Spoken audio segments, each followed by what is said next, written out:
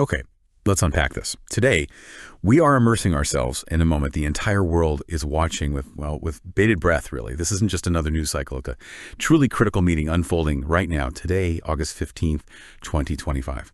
Welcome to Global Politics Today, and welcome to this deep dive where we are taking you right to the heart of it all. Our mission, essentially, is to unpack this highly anticipated Trump-Putin summit happening up in Alaska. We want to explore, the detailed objectives of all the key players, the sort of nuanced diplomatic dance going on, and crucially, what this pivotal moment means, not just for the ongoing Russia-Ukraine conflict, but potentially for the entire landscape of international relations, maybe for years, perhaps even decades to come. Yeah, what truly captures attention here isn't just the fact that this meeting is happening. I mean, that's significant in itself, but it's the sheer weight of expectation, the huge spectrum of potential outcomes, and the profound implications it carries. This isn't some routine diplomatic coffee morning, is it? It's a high-stakes gamble. Global stability is hanging in the balance, and the future of sovereign nations, well, it could potentially be reshaped right here. Every single word uttered, every gesture, every, carefully phrased statement coming out of this summit, it's all going to be meticulously scrutinized, analyzed, debated by historians, policymakers, and by you, our listeners, probably for a very long time. That's certainly true. And when we talk about high stakes, we absolutely mean it. In every sense of the word, the tension. You can almost feel it, can't you? Yeah. Not just in Anchorage where the leaders are meeting, but in capitals everywhere, across continents. Everyone is kind of holding their breath, wondering what breakthroughs, or maybe more worryingly, what breakdowns might come out of these discussions. You've got the historical context, the very distinct personalities involved, the sheer scale of the conflict they're trying to address. It all just converges into this single, incredibly significant day. And it leaves us with this big, overarching question. Can diplomacy actually overcome such deep-seated conflict? Or is this summit just going to set the stage for something new, maybe something even more unstable in global affairs? It really is a moment just pregnant with possibilities, for better or for worse. The very fact that this meeting is happening at all, given, the complexities of the current geopolitical climate. And let's not forget, the active, ongoing conflict in Ukraine. That in itself is a testament to the perceived urgency. There's a sense that direct engagement between these two leaders is necessary, despite everything, despite the immense challenges, the deeply entrenched positions that have characterized, the past year and beyond. There's a clear feeling that the world needs some clarity, needs to know the path forward. And this summit, it might just provide that clarity, one way or another, either by opening up avenues for resolution or perhaps by just solidifying the existing impasses. We'll see. Okay, let's start by focusing on the immediate context, where this is all happening. We're talking about a summit taking place in the vast, often unforgiving expanse of Alaska, a location that feels pretty far removed from the usual diplomatic hubs, doesn't it? Like Geneva or Vienna. Yet it's undeniably central to what's happening in the world today. And critically, it is happening right now, this very day, August 15, 2025. The specific location is Anchorage, Alaska. And even more precisely, Joint Base Elmendorf-Richardson, or JBER. Now, that choice, it's anything but coincidental, wouldn't you say? Oh, absolutely not. If you look at the broader context, choosing a Cold War-era Air Force base like JBER, Right. it immediately signals the historical weight, right, and the underlying tensions of this whole encounter. JBR itself, it was a frontline defense against the Soviet threat during the Cold War. It was literally built to defend against the kind of geopolitical friction that Russia and the United States have historically represented for each other. Its very existence conjures these images of strategic standoffs, of vigilance, of the raw potential for conflict, even as they're attempting diplomacy right there. The bricks and mortar of that base, you could almost say they whisper narratives of past rivalries. It's a reminder that while the Cold War might technically be over, some of its foundational anxieties clearly persist. This isn't some neutral ground like a fancy palace in Geneva. It's a place of military strength, of strategic posture. And that inherently infuses the talks with a different kind of psychological weight. It suggests the nature of these talks is maybe more about power dynamics and strategic realignment, less about multilateral consensus or, the usual diplomatic niceties. Right. So it's not just a deliberate nod to a bygone era, but almost like a statement saying, okay, we get the history, we understand it, and we're confronting its echoes head on, but within this framework of military and strategic realities. The sources we've looked at, they really highlight that this isn't just a meeting. It's explicitly intended to shape the future of the Russia-Ukraine conflict and potentially redefine global diplomacy altogether. The setting itself, the strategic Cold War era base, it just seems to reinforce the sheer gravity of that ambition. It tells us these discussions, they're unlikely to be about pleasantries, are they? They're about addressing fundamental strategic disagreements and trying somehow to forge new path in a very, very fraught relationship. Exactly. It's a stage set for profound, maybe even confrontational discussions, not casual chats.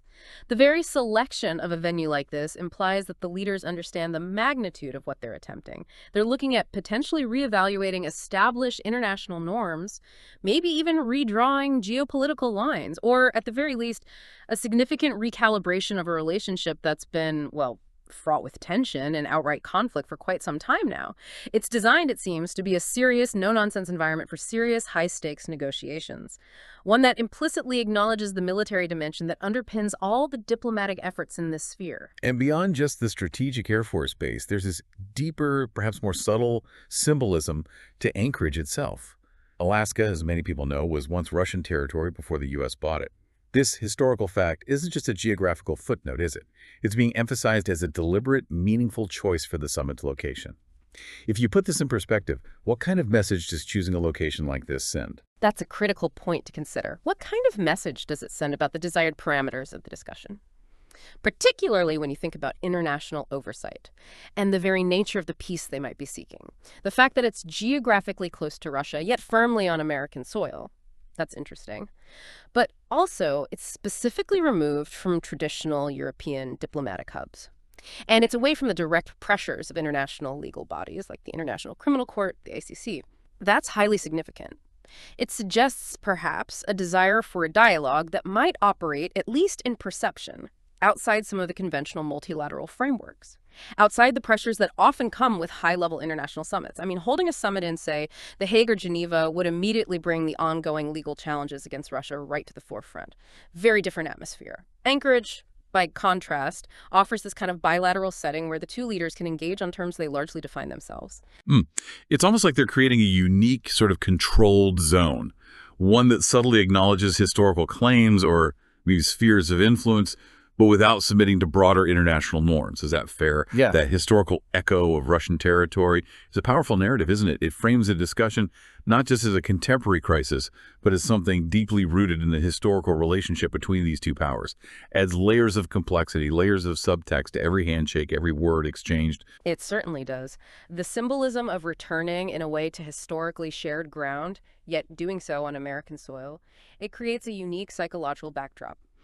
For both leaders, it lets them project an image of engaging on important terms, maybe with an understanding of those historical grievances or claims that Russia often brings up, while at the same time maintaining a deliberate distance from the very international institutions that might, for instance, challenge Russia's actions in Ukraine. It allows for a more bilateral, perhaps less constrained conversation, on terms that most leaders might find more amenable than, say, a summit in Geneva or Brussels. This isn't just a neutral backdrop, it's a very intentional choice, designed to shape the narrative, shape the expectations surrounding the talks, and potentially favoring an outcome less constrained by those established international legal frameworks that could be seen as, well, binding to only one party. Okay, so with the stage so carefully set, let's turn our attention to the main actors in this geopolitical drama and what each side really hopes to achieve from this monumental meeting. President Trump, for his part, he seems to have a clear mission as he steps onto the stage.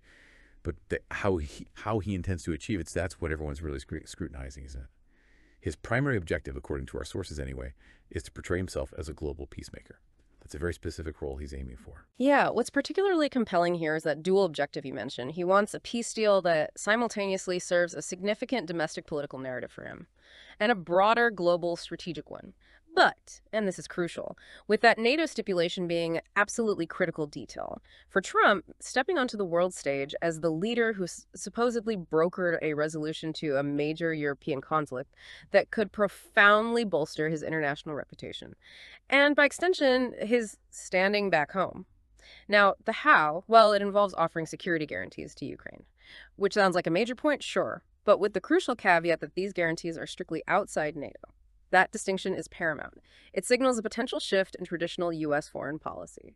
A deliberate attempt, maybe, to carve out a new path that doesn't necessarily stick to established collective defense alliance structures, like Article 5 of NATO.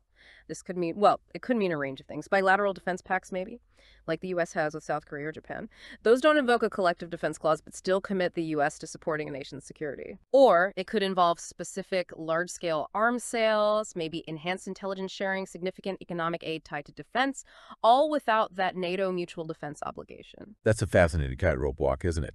On one hand, offering security guarantees to Ukraine sounds like a very strong stance, supporting their sovereignty. But that outside NATO part, that's a truly significant departure. It suggests a desire to sort of decouple Ukraine's security from the collective defense framework that's defined European security for decades. And his explicit leverage here, it's a direct threat. Economically severe sanctions if Russia fails to negotiate earnestly. What would these economically severe sanctions actually look like? And how effective might they really be? Well, the threat of economically severe sanctions is indeed a powerful piece of leverage, at least on paper. It aims to pressure Russia into a more serious negotiating posture by targeting its economic lifelines. Historically, sanctions.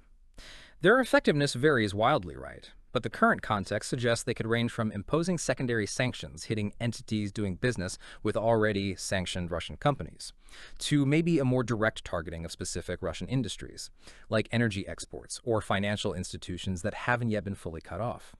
It implies a willingness to go beyond the existing sanctions framework, maybe even involving a withdrawal from certain international financial systems or a complete embargo on key Russian exports. Such measures would be designed to inflict maximum economic pain. To demonstrate that while the goal might be peace, there's a clear understanding that Moscow might need a substantial incentive, a direct economic hit, to genuinely move away from its current positions. However, the precise nature of these security guarantees outside NATO, that remains a critical unknown for many. How will they be enforced without the weight of the alliance? These are the complex questions on everyone's minds. Particularly, you imagine, in Kiev and European capitals, as they try to figure out if this approach offers genuine security or just a reframing of strategic responsibility. Okay, so turning our attention to the other side of the table now. What does this all mean for Russia? It's pretty clear President Putin is playing a long game here, with some very clear objectives of his own. This isn't just about ending the current fighting, is it? There's more to it. Well, much more. When we examine the broader context, it becomes really clear that Russia isn't simply looking for an end to the fighting in Ukraine. They're aiming for something much bigger, a fundamental long-term shift in the security architecture of Europe, and crucially, a global acceptance of their current positions on the ground. Putin's key aims, as outlined in our sources, first, to legitimize Russia's territorial gains in Ukraine. This is a critical distinction. It's not just about a ceasefire. It's about formalizing the reality on the ground that Russia has established, potentially through international recognition or at least de facto acceptance of regions like Crimea and parts of eastern and southern Ukraine as Russian territory.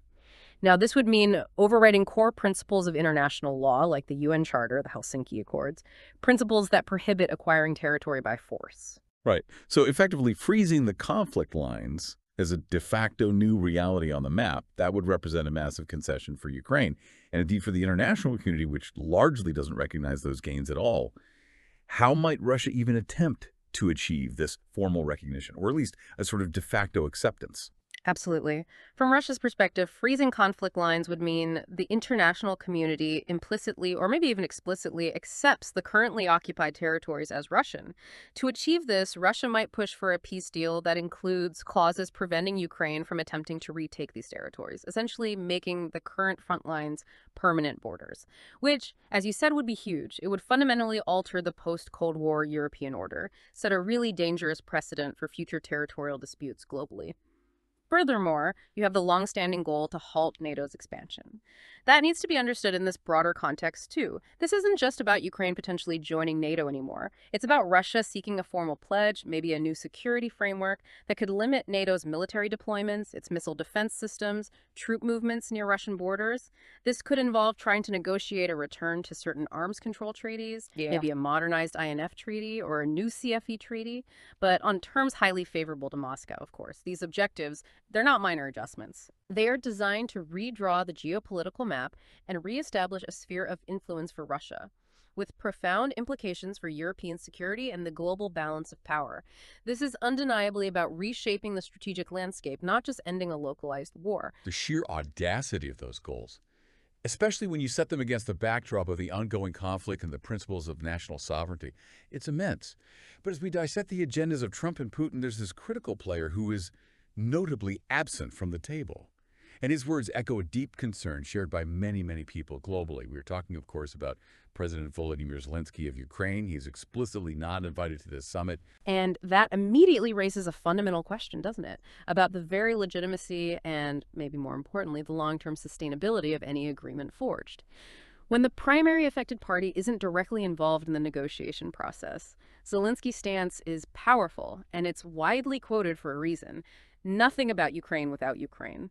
His repeated calls for a trilateral summit involving himself, Trump, and Putin underscore a fundamental principle of international relations and sovereignty.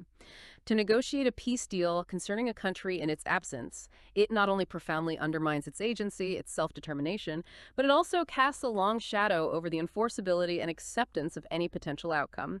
Historically, imposing solutions on nations without their consent, well, it has rarely led to lasting peace. It often just breeds resentment and sets the stage for future conflict. That's a truly poignant and crucial point. I mean, just imagine a resolution being decided for your own country, a resolution that directly impacts millions of lives, the very integrity of your nation. And your voice isn't even heard in the room where it's happening. The implications are profound. It risks creating a deal that, even if it brings a temporary halt to the fighting, fundamentally lacks the necessary buy-in. It lacks legitimacy from the nation most impacted. This absence could render any agreement incredibly fragile, prone to future instability, and potentially deeply resented by the Ukrainian people and their leadership. What leverage, if any, does Ukraine still possess in this situation, even while being excluded from the direct talks today? Well, Ukraine, despite its exclusion from this particular bilateral summit, still possesses significant leverage. It comes from several factors. Firstly, the will of its people. Their determination to resist aggression and fight for sovereignty remains incredibly strong. That means any imposed deal, one without their consent, would likely face sustained internal resistance. It would make it practically impossible to implement effectively on the ground. Secondly, Ukraine continues to receive significant military and financial support from a wide coalition of Western allies, many of whom share Zelensky's view that any peace deal absolutely must respect Ukrainian sovereignty and territorial integrity. This external support provides Kyiv with the continued capacity to defend itself. It makes any Russian victory on the ground incredibly costly and unsustainable without a genuine, mutually agreed peace. And finally, Zelensky's own articulate and globally resonant appeals to democratic values, to international law, they continue to shape global public opinion. And that maintains pressure on leaders like Trump to ensure that any deal doesn't come at Ukraine's expense. So while not physically at the table in Anchorage, Ukraine's voice and agency are far from silent or irrelevant. And any agreement failing to account for them, well, it would likely be dead on arrival, realistically. Okay, let's delve a bit deeper now into the practicalities and maybe the discernible atmosphere surrounding this summit. It's clearly designed as a marathon, not a sprint, right? This isn't going to be just a quick handshake and a brief statement for the cameras. It's a full day of high-stakes discussions. Kremlin spokesperson Dmitry Peskov has outlined a very specific and structured path for this summit. Yeah, what's truly compelling here is how the choreography of the summit seems designed. From that initial private meeting right through to the eventual public press conference, it seems meticulously designed to manage expectations and to convey very specific messages to different audiences, both domestic and international. The format kicks off with an initial one-on-one session that's highly significant for leaders like Trump and Putin, who often seem to prioritize direct, unfiltered communication. This private dialogue allows them to establish direct rapport, maybe to gauge each other's true intentions without the filters or pressures of their delegations or the immediate media glare. It's potentially where the most sensitive, maybe even groundbreaking discussions can happen, laying the foundational groundwork for what follows, and perhaps allowing for more candid exchanges on deeply contentious issues, maybe even stuff not officially on the agenda. Right. And then after that critical private exchange, they move into the delegation talks. This is where the broader concepts, maybe the initial understandings hammered out in the one-on-one, presumably get fleshed out, turned into more concrete proposals by the experts and advisors from both sides. Exactly. The delegation talks are crucial. This is where the broad strokes discussed privately get refined, debated, detailed by the respective foreign ministers, defense officials, intelligence chiefs, economic advisors, all the key people. It's where the technical specifics of a potential ceasefire or security guarantees or even economic arrangements would be really examined. Then, this is followed by a working meal, which isn't just a break for food, right? It serves as another invaluable opportunity for informal yet potentially crucial discussions. Often, some of the most candid and productive exchanges actually happen over a meal, away from the rigid formalities of a conference table. It allows for a more relaxed environment, maybe for rapport building or tackling lingering points of contention. And finally, the joint press conference. That's a very deliberate choice to present a unified message, or at least a carefully controlled narrative to the world. The entire process, start to finish, is expected to run 6 to 7 hours. Wow, 6 to 7 hours. That unequivocally suggests they're aiming for substantive outcomes, doesn't it? Not merely a photo op or some symbolic gesture. It implies a significant investment of time and effort from both sides. It kind of telegraphs to the world that they intend to cover serious ground, even if it's just to understand each other's positions more clearly. And that the agenda is likely comprehensive, probably extending beyond just Ukraine to broader strategic stability, energy security, maybe even cybersecurity issues. Precisely. A lengthy, structured format like this is a strong indication that the goal isn't just a superficial agreement or a symbolic handshake. It signals an ambition for a comprehensive discussion, potentially leading to a substantive outcome that could indeed redefine geopolitical realities. However, this extended duration also means the discussions will seriously test the resolve, the patience, the negotiating prowess of both leaders and their teams. The very length is a message in itself, signaling to the world that serious business is being conducted, that a truly deep dive into the complexities of the conflict and broader geopolitical issues is genuinely on the agenda. It will also be a critical opportunity for each side to signal their priorities, their red lines, their willingness to compromise or not to a global audience keenly awaiting the results. Observers like us will be watching for specific phrasing in the joint statement, changes in body language, any hints of agreements, however small, on contentious issues.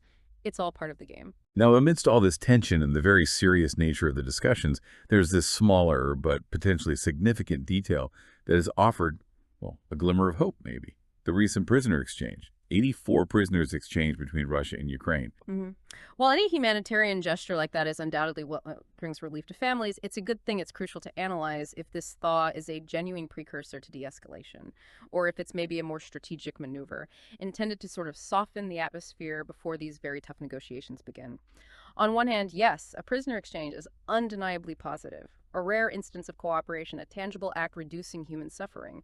It signals a willingness at some level for both sides to engage in practical, if limited, forms of de-escalation. You could see it as an effort to build minimal trust, a small olive branch extended before diving into the really thorny issues: territorial integrity, sovereignty, security guarantees. Such exchanges, like the one back in 2019 involving Oleg Sentsov, they have in the past been heralded as potential confidence-building measures. Though their long-term impact on broader peace talks, well, it's been varied, hasn't it? So it's a glimmer of hope that shouldn't be dismissed entirely, but perhaps one that should be viewed with a very cautious eye. It's a sign of genuine goodwill, a breakthrough in communication, signaling readiness for deeper compromise. Or is it simply a tactical move designed to create a more agreeable climate for the summit, maybe project a certain image to the international community? That's the critical question, isn't it? And discerning the true intent, well, it requires careful observation of what actually transpires during and after the summit itself. Such exchanges can absolutely be strategic. They can be designed to project an image of flexibility, a desire for peace, thereby maybe softening international criticism or influencing public perception just ahead of a high-profile summit like this. For Russia, it could be a way to appear conciliatory, reasonable, potentially alleviating some pressure from existing sanctions. While for Trump, it could be presented as an early success story of his engagement strategy. It allows both parties to appear reasonable, humanitarian, potentially setting a more amenable tone for the difficult discussions ahead. But crucially, without necessarily committing to fundamental shifts in their core negotiating positions. It's a delicate balance, isn't it, between genuine humanitarian progress and strategic messaging. And only the outcomes of this summit will truly reveal its deeper significance in the context of peace. And as this structured high-stakes meeting unfolds, the world is watching. And not without significant apprehension. There's a palpable fear you hear from many observers, and particularly among European leaders, of what a bad deal could ultimately mean. Yeah, looking at the broader context, the deep-seated concern isn't just about Ukraine's immediate future, important as that is. It's about the potentially devastating precedent this summit could set for international law, for the integrity of sovereign nations globally. There's a widespread fear, quite frankly, that President Trump might concede too much under Russian pressure, potentially offering what many would consider an illegitimate pathway to peace. This isn't about minor diplomatic adjustments. It's about the very real possibility of undermining Ukraine's sovereignty. For a knowledgeable audience like ours, this means any agreement that implicitly or even explicitly legitimizes Russia's territorial gains in Crimea in eastern Ukraine, or forces Kyiv into unfavorable security arrangements that could effectively diminish its status as an independent nation with full control over its own borders and destiny. And that would violate core tenets of the UN Charter. It would undermine the fundamental principle that borders cannot be changed by force. And that, of course, has profound ripple effects far beyond Ukraine itself. The significant worry is that such concessions, or maybe a perceived unilateral approach by the U.S., could severely fracture wider Western alliances. If the U.S. seems to be going it alone or making deals that undermine its closest allies and their shared values, it could deeply weaken the united front that's been built, however tenuously, against Russian aggression. What are the specific practical consequences that analysts are really warning about here? Well, a fracture in Western alliances would undoubtedly be a significant victory for Russia, wouldn't it?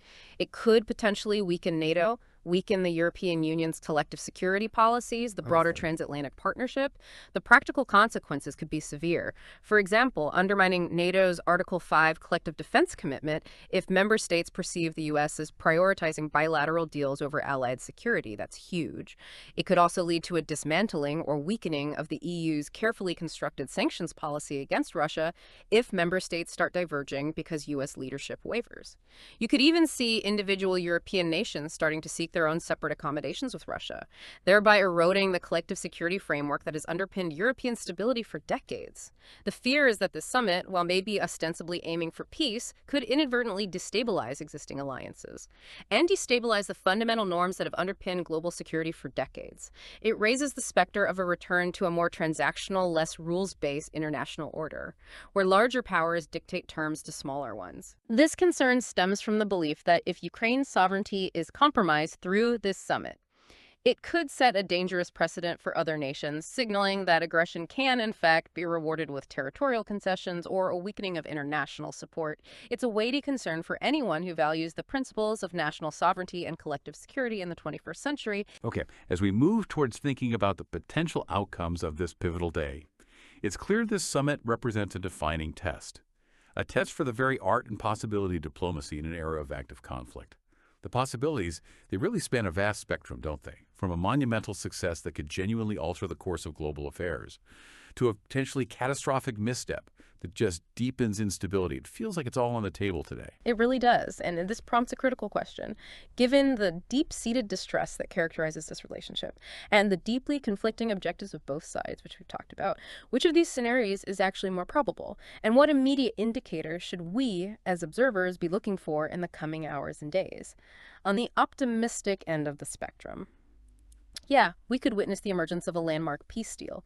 That would signify a genuine breakthrough, a true triumph of diplomacy over entrenched war, potentially leading to a verifiable cessation of hostilities, a robust framework for long-term stability in the region. Now, such an outcome, it would necessitate significant, maybe unprecedented, concessions from both sides, a willingness to compromise on deeply held positions, a shared vision for a future where conflict is genuinely replaced by cooperation. This would have to entail concrete steps like a full Russian withdrawal from Ukrainian territory, a clear, enforceable ceasefire mechanism, a path for the return of prisoners and displaced persons, all backed by credible, enforceable security guarantees for Ukraine that address its existential fears. That's the ideal optimistic view. Right. And on the other side of that coin, there's the much darker scenario, the one many are warning about. A geopolitical overreach that inadvertently isolates Ukraine, fractures U.S.-European alliances, and ultimately just leads to deeper instability. That's the pessimistic scenario occupying the minds of many strategists and policymakers right now. Indeed. The pessimistic scenario is one where the summit fails to achieve a meaningful, sustainable peace. And instead, through miscalculation, perhaps strategic misjudgment, or maybe even a deliberate undermining of established norms, it results in outcomes that just exacerbate existing problems. This could involve Trump making concessions that are broadly seen as undermining Ukraine's sovereignty, either by implicitly legitimizing Russian territorial gains, maybe through a freezing conflict model that essentially normalizes occupation, or by forcing Ukraine into some kind of unacceptable neutrality that leaves it perpetually vulnerable to Russian pressure. Such actions wouldn't just isolate Ukraine diplomatically, potentially economically, but they could also severely strain and fundamentally fracture U.S.-European alliances. This erosion of trust could weaken the collective security framework that's been in place for decades, potentially leading to a diminished role for NATO or even, as we discussed, individual European nations seeking their own deals with Russia. This would ultimately lead to deeper instability, possibly even an intensification of the conflict on the ground, as the diplomatic path would have been exhausted without a genuine resolution, leaving military options as the primary recourse for all parties. The stakes are truly immense, with a wide spectrum of potential futures hanging in the balance, impacting not just Ukraine, but the whole global order. So it's definitively not a one-and-done deal then. Today's outcome, whatever it might be, it's going to directly shape the very next steps in this complex saga. For better or worse, what happens immediately after this 6 or 7 hour marathon meeting wraps up in Anchorage? What's next? Well, when we consider the broader implications, the immediate result of this summit will either genuinely open a door to broader, more inclusive diplomacy, or it will, unfortunately, likely solidify existing divides and maybe even escalate tensions further. If these initial high-stakes talks yield genuine promise, if there's a tangible glimmer of real progress on core issues, like a ceasefire or humanitarian access, then the path forward might crucially include a second summit. Now, this hypothetical second summit would crucially need to involve President Zelensky. And key European leaders, you'd expect the French president, the German chancellor, maybe the president of the European Commission. Key players. The inclusion of these vital players would be paramount to ensure that any initial bilateral understanding gets integrated into a proper multilateral framework, giving it broader international legitimacy, ensuring the primary affected party and key regional allies are brought into the fold for a truly comprehensive and legitimate peace process. That would signal that the initial bilateral talks successfully identified a workable framework that can then be expanded upon by the wider international community. Okay. And what if that promise isn't there? If no significant agreement emerges, or if the outcomes are perceived as detrimental or unacceptable by one or both sides, especially by Ukraine and its European allies? What's the alternative path then? In that alternative, more grim scenario, if no significant agreement emerges from Anchorage, or if the terms discussed are deemed unacceptable to key parties, particularly Ukraine, then the consequences would likely be stark and immediate. We would probably see further, potentially more crippling, sanctions imposed on Russia, not just by the U.S., but hopefully in coordination with European allies trying to ramp up the economic pressure on Moscow. Simultaneously, there would almost certainly be an intensification of the conflict on the ground, as both sides, having seen the diplomatic avenue exhausted without resolution, would likely double down on their military efforts. This would mean more fighting, an increase in conventional warfare, potentially more hybrid warfare tactics, certainly more cyber attacks, leading to an even greater humanitarian crisis and prolonged suffering for the people of Ukraine. So this summit, it's not just a single event to watch in isolation. Its outcome dictates the entire next phase of this complex, ongoing diplomatic and military struggle. It sets the tone for what could be many more months or even years of continued tension and conflict on the global stage. Today, August 15, 2025, the world holds its breath as President Trump and President Putin meet in Anchorage, Alaska. This summit is a truly defining moment, fraught with critical tension, immense significance for contemporary global politics. It's a profound test, isn't it? A test of whether diplomacy, even at the highest levels and under the most challenging circumstances, can truly cut through decades of distrust and active war, or if it will simply become another frozen moment in time, a record of a monumental missed opportunity. Yeah, the questions surrounding this summit aren't just for the leaders in that room. They're for all of us trying to understand the complexities of our interconnected world. How will history ultimately judge this encounter? Will it be remembered as the improbable beginning of a genuine peace process, a bold step towards de-escalation? Or will it be seen as a negotiation that further entrenched conflict and redrew lines of division for a new, uncertain era? What stands out to you, as our listener, as the most critical outcome to watch for in the coming hours and days? And how will you discern the true implications beyond the immediate headlines? As Trump and Putin convene in that strategic expanse of Alaska, the fundamental question remains: can diplomacy truly triumph amid such deep-seated distrust and active war? Or will this summit simply become a frozen moment, a stark reflection of insurmountable differences? It's a powerful and really thought-provoking question, and one that encourages us all to reflect deeply on the intricacies of international relations, on the sheer art and sometimes the brutal realities of high-stakes negotiation, and the enduring impact these summits have on the lives of millions across the globe. We encourage you to keep these complex dynamics in mind and to analyze the unfolding news from Anchorage with a critical eye as the world awaits the answers that will emerge from this historic meeting.